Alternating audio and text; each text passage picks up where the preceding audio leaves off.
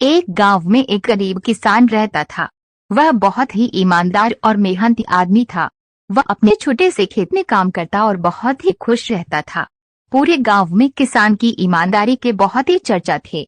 उसका एक दोस्त है जो उस गांव के राजा के यहाँ सिपाही का काम करता था। वह किसान से उसके घर रोज मिलने जाता था। एक बार राजा ने अपने दरबार में एक ऐलान किया कि उसके बगीचे में काम करने वाला एक अच्छा सा कारीगर चाहिए जो उसके बगीचे के पेड़ पौधों और फूलों का ध्यान रख सके।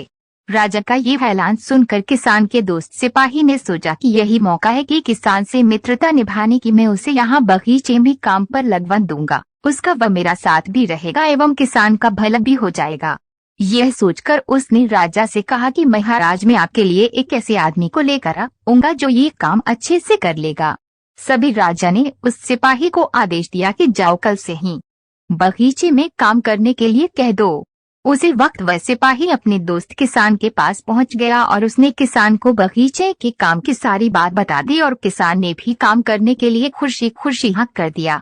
अगले ही दिन अपने दोस्त के साथ राजमहल पहुंच गया। सिपाही उसे राजा के सामने लेकर गया और राजा ने उस किसान को बगीचे की पूरी देखभाल का काम सौंप दिया। राजा ने कहा, तुम अगर पूरी ईमानदारी के साथ काम करोगे तो तुम्हें 50 सोने की मुद्राएं हर महीने दूंगा। किसान खुशी खुशी बगीचे में काम करने के लिए हाँ कर देता है और वह उसी वक्त बगीचे में काम करने लगा। किसान बगीचे में बहुत दिल लगाकर काम करता था। कुछ दिन बीत गए। किसान ने बगीचे को बहुत सुंदर व हरा भरा बना दिया। राजा को उसका काम बहुत पसंद आया। एक दिन किसान बगीचे में कुछ खुदाई कर रहा था तो उसने जमीन के नीचे कुछ महसूस किया। तो उसने खुदाई की तो देखा वहां नीचे एक बड़ी सी संदूक थी। किसान ने वह संदूक बाहर निकाला और खुला तो क्या देखा, वह सोने और चांदी से भरी हुई थी।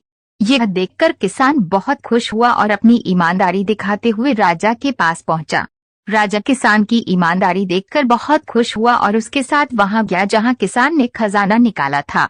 राजा ने देखा तो कहा, ये खजाना तो हमारे पुरखों का है, हम कई वर्षों से इसे खोज रहे थे। खजाना देख राजा बहुत ही खुश हो जाता है। राजा अगले दिन किसान को पूछता है, तुम्हें क्या इनाम चाहिए?